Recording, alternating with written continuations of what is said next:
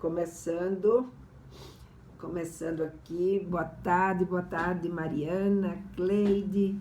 Gente, vamos, como vocês veem, eu não estou na minha casa hoje, né? Não estou no meu escritório. Hoje eu estou em São Paulo. Olha como eu estou empacotada, morrendo de frio aqui.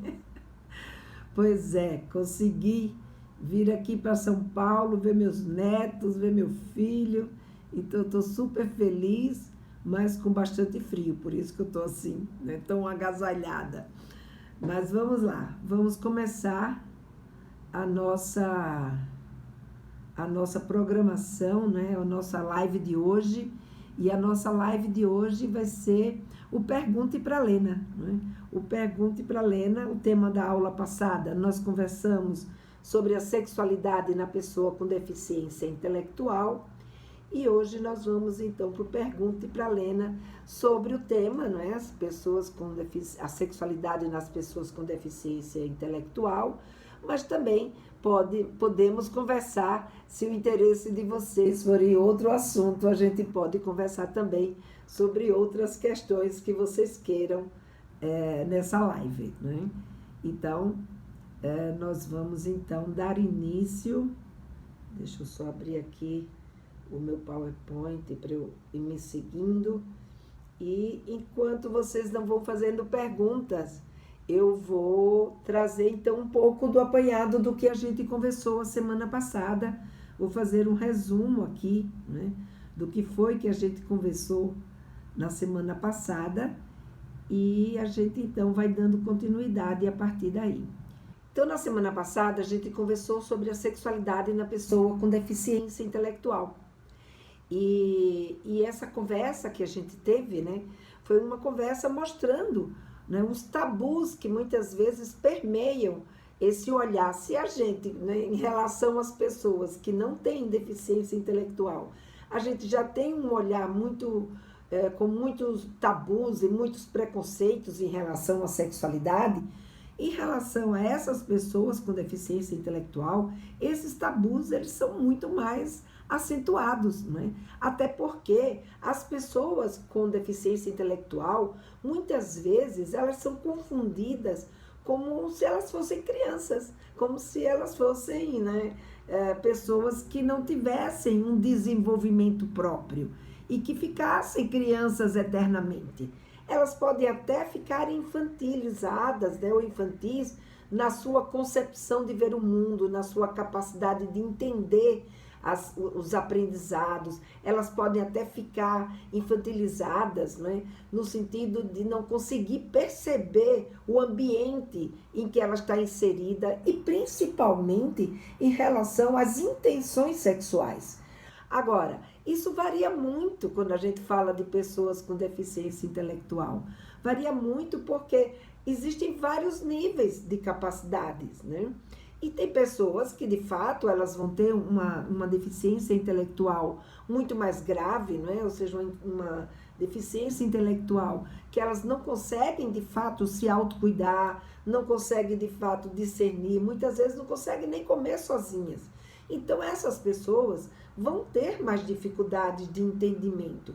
E o comportamento sexual, o instinto sexual não, porque mesmo essas pessoas que elas não conseguem se autocuidar, que elas não evoluem na sua capacidade cognitiva, a ponto de poder, inclusive, comer sozinha, tomar seu banho sozinha, muitas vezes não conseguem nem caminhar. Então, essas pessoas, elas têm dificuldades que vão também impedi-las de entender o que da verdade está acontecendo ali com elas.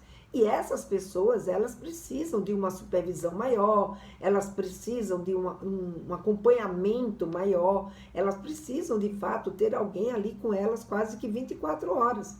Então, essas pessoas, elas são mais difíceis da gente poder promover uma educação em sexualidade. Mas o que é incrível é que mesmo essas pessoas, elas não deixam de ter o seu desenvolvimento sexual. Ou seja, quando elas entram na adolescência, no período referente à adolescência, que seria ali por volta dos seus 10, 12, 13, até mesmo 14 anos, os hormônios vão promover uma mudança física e vão promover uma reação do seu organismo também de forma diferente. E, portanto, mesmo essas pessoas que têm uma deficiência sexual mais acentuada, boa tarde, Francisca. Boa tarde, Nayara. Falei com você e nem lhe dei boa tarde, né? Gabi, Luciano, Andréia, Dani, sejam todos muito bem-vindas aqui. Eu estou fazendo uma retomada sobre o que a gente conversou a semana passada, mas vocês podem ficar à vontade para me fazer as perguntas que vocês quiserem. A pergunta que vocês quiserem saber sobre sexualidade. O nosso assunto da semana passada foi a sexualidade nas pessoas com deficiência intelectual. Mas como eu estou aqui hoje no Pergunte para a Lena, enquanto vocês não me fazem perguntas, eu estou aqui fazendo um apanhado, né, e trazendo, né, que muitas vezes o grande mito é a gente achar que essas pessoas com deficiência intelectual, elas não vão desenvolver a sexualidade, porque no conceito delas, elas seriam crianças eternas. E aí a gente vê dois erros, né? Um, como eu estava dizendo, que essas pessoas, mesmo aquelas que têm um comprometimento mais grave, aquelas pessoas que elas dependem muito de outra pessoa para poder existir, porque elas não têm condições nem de se autocuidar, né, fisicamente, quanto mais de entender os aspectos, né, do que está ao seu redor, porque isso depende da nossa capacidade cognitiva, da nossa capacidade adaptativa, e que são exatamente os dois elementos que a pessoa com deficiência intelectual, elas têm diminuídas. E quanto mais grave é a sua deficiência, mais diminuídas são essas capacidades. Mas mesmo assim, essas pessoas são capazes de se desenvolver sexualmente.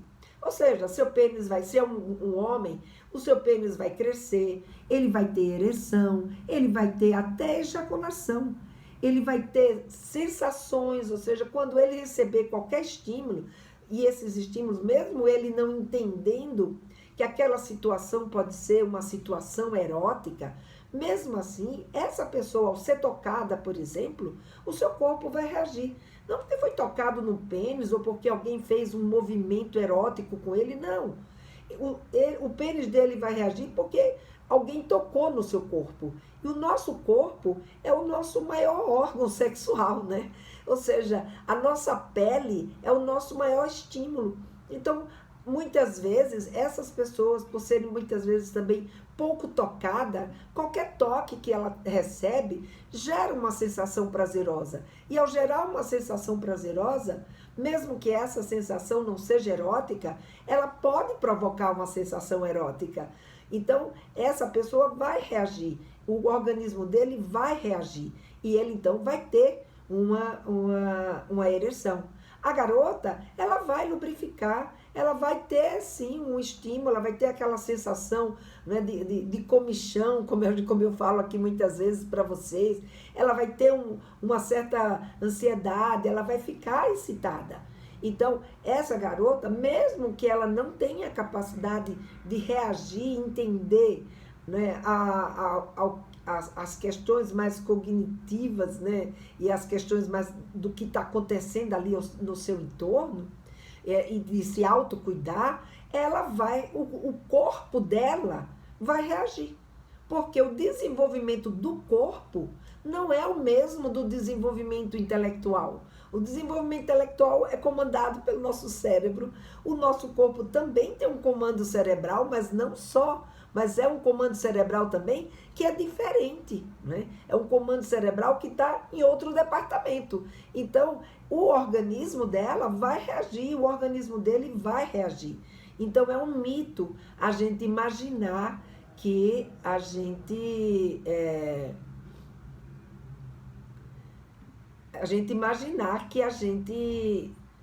eu estou tocando aqui numa coisa que eu não sei se era para eu tocar.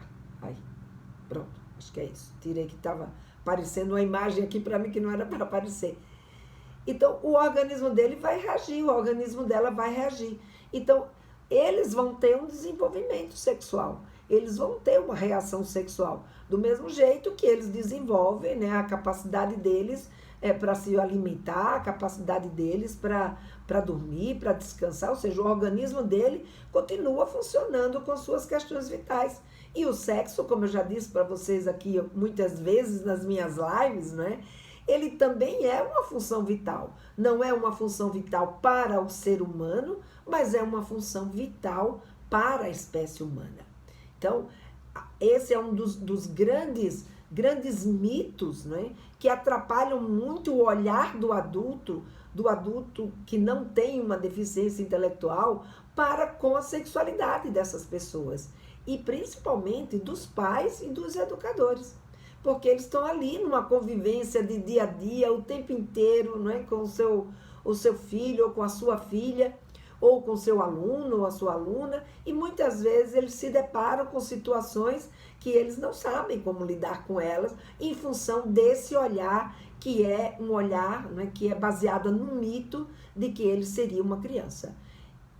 E no mito de que eles não desenvolveriam essa sua sexualidade, né? Então são dois mitos aí que a gente precisa tirar. Eles tanto desenvolvem o seu desenvolvimento sexual, tanto têm o seu desenvolvimento sexual, como também eles não são apenas crianças. Eles não são crianças eternamente. Eles têm um desenvolvimento próprio.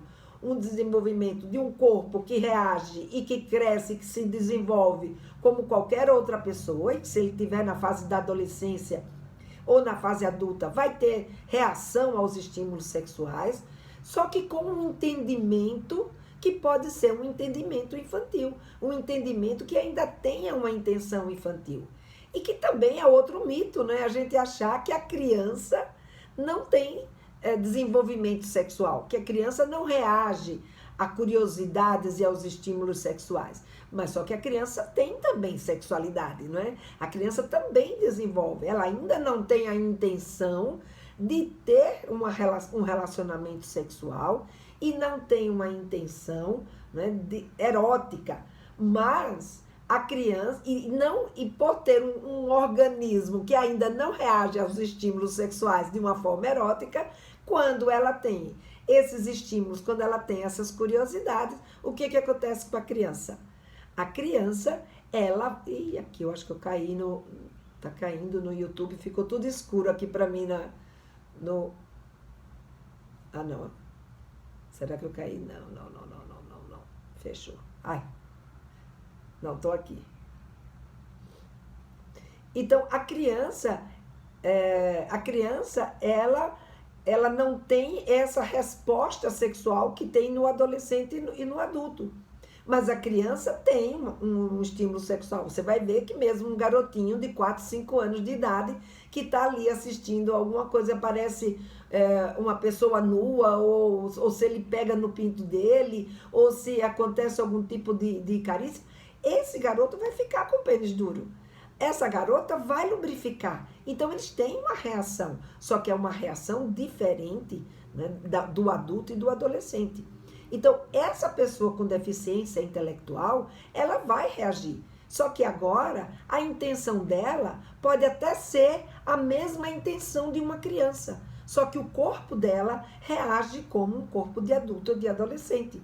Então, por exemplo, quando um garoto que tem uma deficiência intelectual, ele tem uma ereção, diferente da criança, que se você chama a criança para assistir, ai, vem cá, vem ver aqui, vamos jogar bola, vamos ver essa outra história, vamos fazer um outro tipo de brincadeira, o que vai acontecer com o estímulo sexual deles? Vai se dissipar num instante, entendeu? Rapidinho sai e eles já se interessam por outra coisa. Mas o que vai acontecer com um adolescente portador que tem uma deficiência intelectual? Esse deficiente, ele vai até querer se interessar pela outra coisa que você está propondo para ele. Mas a sensação do organismo dele não se desfaz tão rápido quanto se desfaz na criança. Então, ele demora mais para perder aquela ereção, para poder chegar no interesse por outra atividade que você esteja propondo. Então, é importante que a gente entenda esse tipo de mecanismo, porque senão a gente fica no julgamento do comportamento deles, e ao ficar nesse julgamento do comportamento deles, a gente fica comparando com um comportamento que é nosso, daquele, né, da gente que não tem um comprometimento, acho que agora eu caí no YouTube, que não tem um comprometimento intelectual, né? Que não tem um comprometimento intelectual, e com isso o que vai acontecer é que a gente vai acabar julgando um comportamento de uma forma inadequada, né? Eu estou aqui, o meu computador, ele está fazendo brincadeira comigo de novo, né? Ainda bem que eu estou aqui no Instagram ele não está caindo. Eu vou dar continuidade aqui pelo Instagram. Se der, eu volto aqui pelo stream, porque ele apagou de novo aqui. Não sei o que está acontecendo. Está meio difícil. Bom, e se vocês quiserem fazendo perguntas, gente, pode ir fazendo pergunta aí pelo Instagram, que eu estou aqui às ordens, né? Aqui para conversar com vocês. Então, eu trouxe esse apanhado aqui sobre a sexualidade na pessoa com deficiência intelectual. Aqui tá, pelo Instagram tá ok, né, Tiago? Mas pelo Facebook acho que caiu, no YouTube caiu. Eu vou tentar entrar de novo. Enquanto isso, gente, vamos aí, vamos perguntando, vamos conversando. E aí eu vou trazer uma pergunta, né, que me foi feita até por uma professora, porque ela disse: Lena, eu trabalho com adolescentes, né, com crianças assim, tipo 9, 10 anos de idade, e ela tem uma pessoa com deficiência intelectual na sala dela, que é uma pessoa que já está com seus 14 anos, e 14, 13, uma coisa assim. E ela disse, então, que essa pessoa, ela chega na sala de aula e fica se tocando, né? Então, que é um garoto, que é um menino, e que ele fica pegando no pênis durante a hora da aula dela, e que ela fala que ela não sabe, né? Como é que isso aconteceu. Como é que isso acontece, como é que ela tem que lidar com isso, né? Se ela tem que proibir, se ela tem que dizer a ele que não é, se ela tem que dizer a ele que, sabe, que não é para se tocar, enfim. Então, o que ela acaba dizendo é que ela não sabe como é que ela lida com essa história, né? Como é que ela lida com esse fato. E o que eu costumo colocar para eles é exatamente assim, ó, a pessoa portadora de deficiência intelectual, ela não é uma pessoa, né, diferente das outras. Como todo ser humano, a gente precisa ensinar e orientar aquilo que a criança ou o adolescente... tá abrindo aqui de novo, vou tentar. Aquilo que a criança e o adolescente ainda não aprenderam. Então, por exemplo, eu costumo dizer para ela, se você está na sala de aula e você está ali, uma criança está se tocando, ou um adolescente acha a professora gostosa. Às vezes ele pode achar mesmo, eles podem olhar e achar a professora atraente, né? Ele pode achar a professora gostosa, pode achar a professora atraente. Do mesmo jeito que outros adolescentes na sala de aula também acham a sua professora atraente, eu acho o seu professor atraente. Quem nunca ouviu uma história, por exemplo, de uma garota que se apaixonou pelo seu professor, ou de um garoto que se apaixonou pela sua professora? Então, é possível, sim, eles se apaixonarem, né? É possível, sim, eles acharem atraente. E às vezes, não é nem por isso. Às vezes, ela se toca mesmo, ele se toca porque, como é que diz? Eles se tocam porque ele sentiu alguma coisa ali naquela hora, eles não têm, às vezes, muito discernimento, como eu falei, a respeito do ambiente que eles estão inseridos, né? Então, às vezes, ele tem um estímulo sexual e, por ter esse estímulo sexual, ele acaba dando vontade de pegar no pênis. Pega no pênis, o pênis começa a se excitar, ele começa a se excitar e ele começa, então, a pegar cada vez mais, inclusive a se masturbar. E muitas vezes o professor, ele não consegue saber... Eu vou sair aqui do streaming. E o professor, muitas vezes, não consegue saber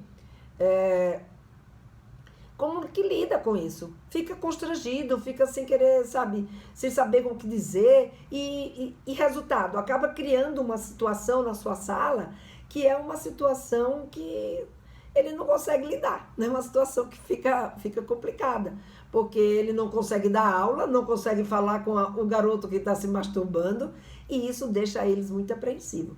Então, o que eu costumo dizer para eles é, lida com esse garoto da mesma forma que você lidaria com outras situações. Então, por exemplo, se ele for comer ali na hora da aula, o que você faz? É possível, é permitido comer, lanchar na hora que está tendo aula, na hora que está tendo uma determinada atividade? Não. Então, se aquela ação que aquela pessoa está fazendo está dificultando o propósito daquela aula, então nós não podemos permitir que aquela ação daquele garoto permaneça. Até porque se masturbar na sala de aula, isso não é algo que se espera que aconteça. O que a gente espera que aconteça é que essa pessoa se masturbe num ambiente privado, na sua casa, no seu quarto, no banheiro, né? Então, na sala de aula, a sala de aula é um ambiente público. Então, a gente tem dois caminhos aí. Fazer um trabalho com as pessoas que têm deficiência intelectual, para que elas aprendam que ela tem parte do corpo delas que são públicas e que elas podem mostrar para as outras pessoas. Da mesma forma como a gente ensina para as crianças a lidar também com o corpo delas. A gente também precisa ensinar as pessoas com deficiência intelectual a lidar com o corpo deles. Então, a gente tem que dizer, e que aquele lugar, e ensinar para ela que para se masturbar precisa de um ambiente privado, para ela entender esse contexto. E a outra questão é, por exemplo, de imediato, naquele local, naquele momento, né, não vai dar para você dar uma aula até que ele entenda. Então, você tem que chegar e dizer, aqui não é o ambiente para você fazer isso. Então, chama ele, né, não chama a atenção dos outros, chama aquela pessoa que está se tocando ou chega perto dela, vem cá, vem aqui que eu quero conversar com você, tira ela da sala de aula, né, conversa com ela fora para não chamar a atenção dos outros, né, e explica para ela, se ela está com vontade de se tocar, se ela não está conseguindo ficar na sala e fazer as atividades que eles estão fazendo naquele momento, então é importante que ela vá para o banheiro. Então, leva para o banheiro, explica que ela fica lá no banheiro um pouco, até que passe a vontade, e ela então volta para a sala de aula. Então, o importante é a gente ajudá-los, é a gente, né, orientá-los, para que eles consigam se adequar ao ambiente que eles estão inseridos naquele momento.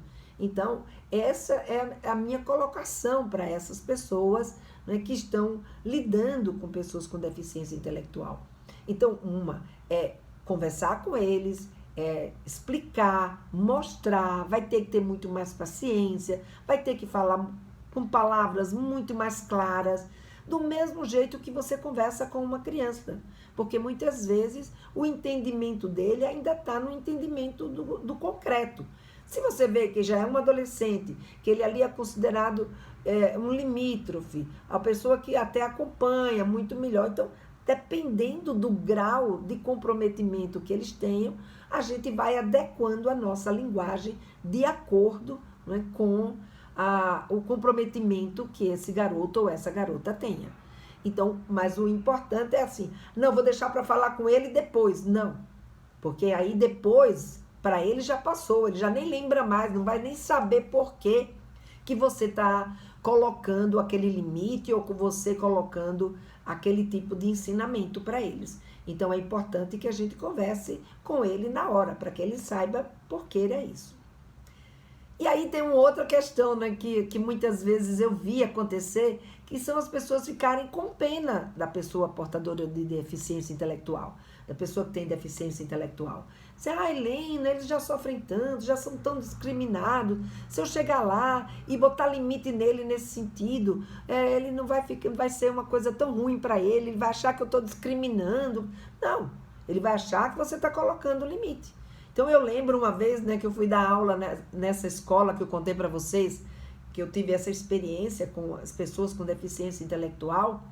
E eu lembro que uma vez eu fui dar aula lá e teve um deles que veio, partiu para cima de mim, Lena, aí veio, chegou perto de mim e quis pegar no meu seio.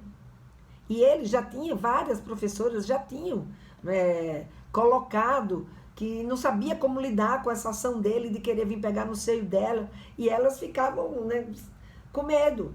Eu digo, gente, não é nem medo e nem pena. A gente tem que colocar o limite, porque quando você coloca o limite, ele aprende. Então eu virei para ele, parou aí, parou, vamos conversar.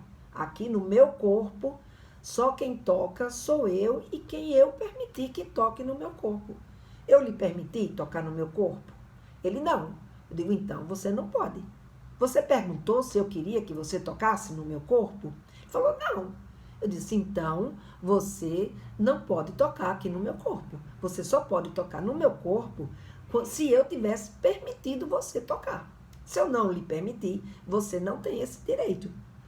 Aí ele, entendi. Sentou, assistiu a aula comigo, participou da aula comigo e nunca mais esse garoto veio botar a mão em mim. Então, quando você fica com pena, quando você fica com receio, quando você não ensina, o que você acaba? Ela acabou ficando com pena, essas professoras tinham pena de botar limite porque ele podia achar que ela estava rejeitando ele. E no final, elas acabavam rejeitando porque quando ele vinha, elas corriam com medo dele, em vez de colocar limite e acolhê-lo. Então, quando você entende a situação, quando você sabe o que você pode esperar do outro em termos do desenvolvimento da sexualidade, e ainda mais quando esse outro tem uma deficiência intelectual, gente, é assim que a gente se aproxima deles, é assim que a gente acolhe, é assim que a gente ensina, não é? É assim que a gente consegue buscar esse entendimento. E por que isso? Porque quando você tem conhecimento, quando você sabe, você se sente mais segura para conversar. Não é? Por que não se sente mais segura quando você tem conhecimento de uma determinada situação, de uma determinada causa? Se você vai entrar numa conversa ou se você vai fazer qualquer trabalho que você não tem conhecimento sobre aquela causa ou sobre aquele trabalho, claro, você vai agir como? Vai agir a partir dos seus conceitos, preconceitos, instintos, né? E seja o que Deus quiser. Só que isso, muitas vezes, em vez de nos aproximar, acaba nos afastando ou fazendo com que a gente faça coisa errada, ou mesmo deixa a gente segura, às vezes até a gente age certo, não é? Por intuição, ou porque teve uma referência, mas se ela não tem certeza sobre o seu gesto, sobre a sua forma de conduzir aquele tipo de conversa, o que vai acontecer? Ela fala, mas ela fala de um jeito inseguro, ela fala, mas ela, sabe, ela não tem clareza naquilo que ela está dizendo, ela não tem convicção. E quando você tem convicção, né, por que ele não me tocou mais? Porque ele viu que eu estava convicta com aquilo que eu disse para ele. Eu falei para ele, para aí. Não é assim, vamos conversar. Então, na hora que você conversa, na hora que você bota a sua convicção, que você fala, né, com firmeza, esse garoto, essa garota, ela entende melhor aquilo que você está dizendo. E com isso você os ajuda. Obrigada, Andréa. Lena, você é muito especial. Continuo com este trabalho maravilhoso. Obrigada. Estou aqui, né? Aqui, todas as sextas-feiras, todos os dias, postando, né, nos meus canais, tanto no YouTube, no Facebook, quanto aqui no Instagram. Eu estou aí postando todos os dias, como também, né? A cada 2 meses, mais ou menos, eu faço o lançamento do meu curso, que é um curso que é exatamente com esse propósito, né? De dar aos pais e principalmente às mães que estão ali, eu falo as mães porque são elas que estão aqui comigo o tempo inteiro e que são elas que estão sempre muito mais preocupadas, né, com essa relação com o filho, de dar a elas exatamente essa segurança, esse conhecimento. Porque quando você tem um conhecimento sobre o desenvolvimento da sexualidade, esse conhecimento te ajuda muito nessa hora de você tomar essas atitudes, né? Ai, que legal, Andréa.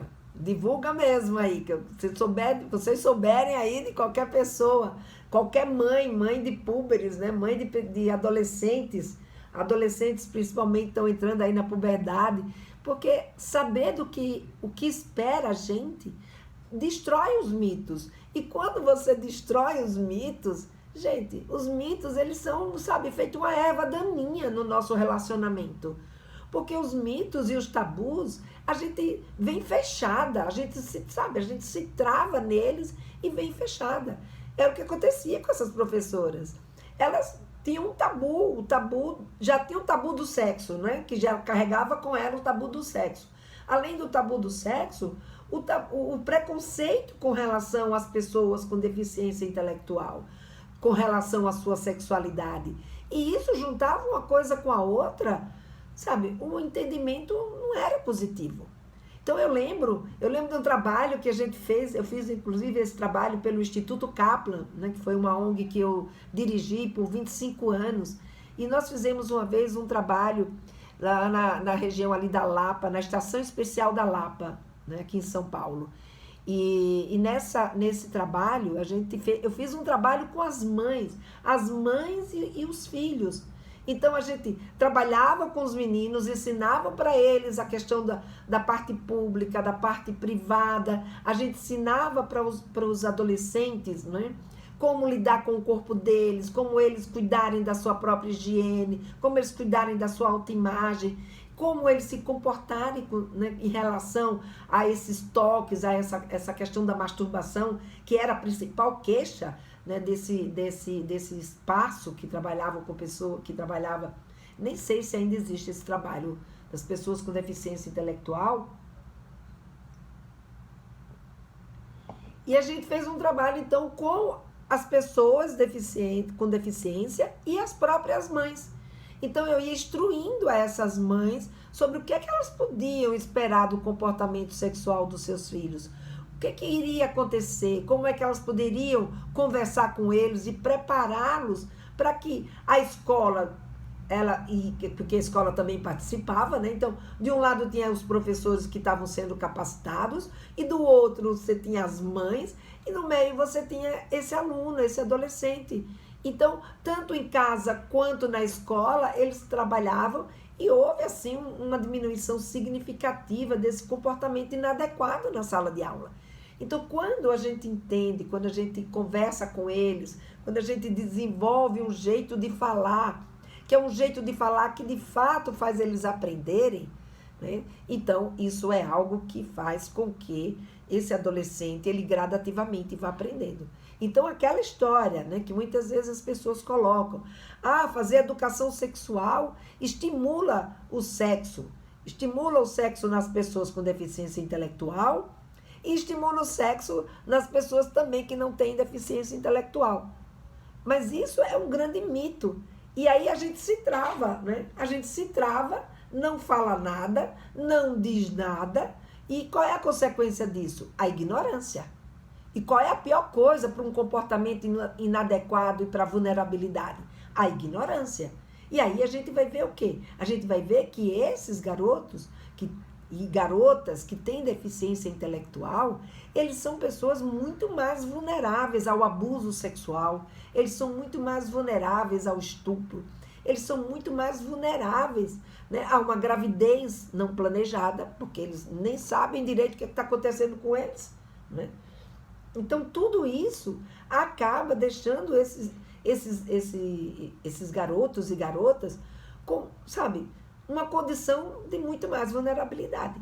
Então, vamos olhar, e não são só com eles não é? Porque eu estou falando aqui hoje das pessoas com deficiência intelectual, mas todos os dias eu estou falando aqui para vocês, nas minhas redes sociais, e principalmente nas minhas lives, né? Eu estou falando aqui para vocês também desse tabu em relação às pessoas que não têm deficiência intelectual, que muitas vezes eu vejo, né? Aqui, peraí, deixa eu ver. E que muitas vezes eu vejo orientações, informações que são básicas, que sabe que aquele adolescente não pode passar sem ela. E eu vejo os pais ainda me perguntando, Lena, Tá na hora de eu falar sobre sexualidade com meu filho. Será que, sabe, eu não vou apressar as coisas? Gente, não fica aí acomodada esperando o teu filho vir lhe perguntar, não. Não fica aí sentada, sabe, constrangida, achando que... Não, porque falar de sexualidade não é um estímulo ao sexo precoce. Porque o sexo vai vir do estímulo que ele já é desenvolvido nele pela sua condição de ser humano. É essa condição que vai provocar. Agora, se você não conversar sobre sexualidade, ele vai agir feito um animal. Ele vai agir de que forma? Bateu a vontade de fazer sexo, vai lá e faz sexo. Por quê? Porque ninguém veio conversar com ele para dizer que o ser humano faz sexo diferente. Que o ser humano faz sexo, mas ele tem consequências diferentes dos outros animais. E que, portanto, ele precisa se cuidar, ele precisa atingir uma certa maturidade. Então, se você não conversa com seu filho ou com a sua filha, se você não fala, se você não diz, esse garoto, essa garota não vai aprender, principalmente aquele que tem uma deficiência intelectual, né? Então, gente, é importante que a gente quebre esse tabu, né? Esse mito do... Qual é a hora que eu tenho que falar com meu filho? A hora que você perceber que tem algo a dizer para ele que é importante. A hora que eles te perguntaram alguma coisa e que eles querem saber algo sobre sexualidade. A hora que você viu que tem ali uma notícia e uma oportunidade de você falar sobre alguma questão que é importante o seu filho saber. Então, não tem essa. E, Marlena, como é que eu vou saber que ele já está na hora, sabe, de eu fazer esse tipo de pergunta para ele? Precisa conhecer o desenvolvimento da sexualidade. Precisa saber em que estágio do desenvolvimento se encontra o seu filho.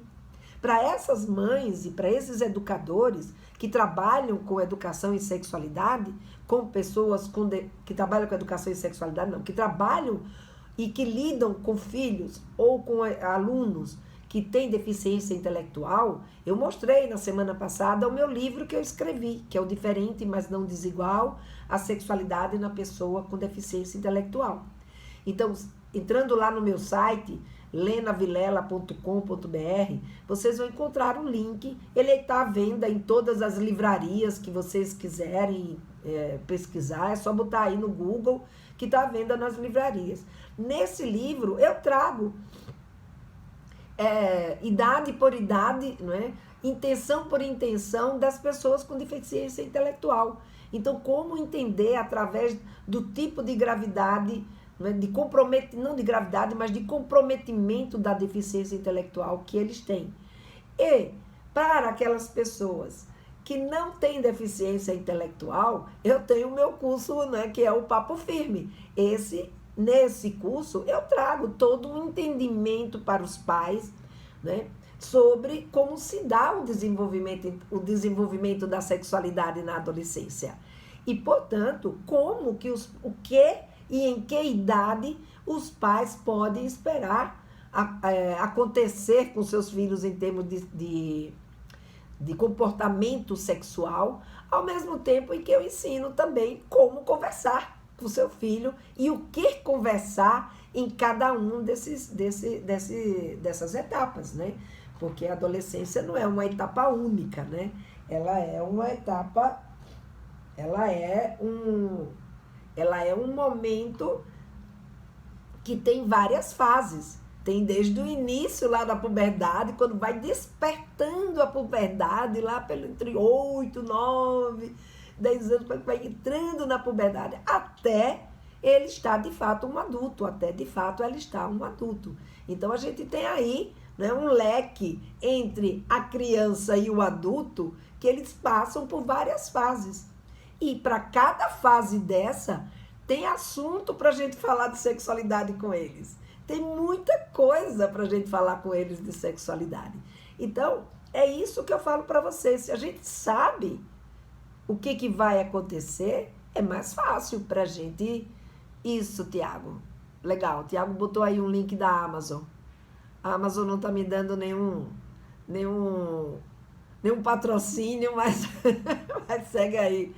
o da Amazon, porque o da Amazon a gente tem certeza que tem lá, né, o livro. Então, nesse livro eu trago esses ensinamentos, né, praticamente, que eu tenho no Papo Firme. Claro que o Papo Firme ele é muito mais detalhado, mas no meu livro, O Diferente, Mas Não Desigual, a sexualidade na pessoa com deficiência intelectual, eu trago todo um ensinamento para quem lida com pessoas que têm deficiência intelectual. Então, desde aqueles casos mais graves aos casos mais leves, né, e em que faixa etária que eles se encontram, né, para saber qual é a sua intenção em relação a cada comportamento sexual que ele tenha. E como que a gente pode instruir, reagir e instruir diante daquela situação. Então, esse foi um trabalho que eu fiz, né? Um trabalho que eu tenho muito carinho por ele. Foi um trabalho que eu pude contar com a ajuda de um professor maravilhoso que eu encontrei na minha vida, que foi o professor Cornélio Rosenburg. Ele, sabe, eu dedico a ele, inclusive, esse livro. Foi uma pessoa que me ensinou muito a entender, né, o comportamento sexual, não só dessas pessoas, mas a entender o comportamento sexual das pessoas, né? Foi uma pessoa que eu tenho muita gratidão a ele por tudo que ele me ensinou. Então, gente, esse é o trabalho que eu fiz, né, com as pessoas com deficiência intelectual. E se vocês quiserem fazer alguma pergunta, hoje vocês parecem que estão todos aqui no frio, né? Aqui está um frio danado, se bem que agora aumentou aqui, ó, um pouquinho a temperatura, né? Porque o sol apareceu bem aqui hoje. Já estou até com rinite alérgica, né? Mas estou aqui em São Paulo, né? Feliz da minha vida, que eu tomei as 2 doses de vacina, já tem 15 dias, eu estou aqui em São Paulo e estou aqui passando um friozinho.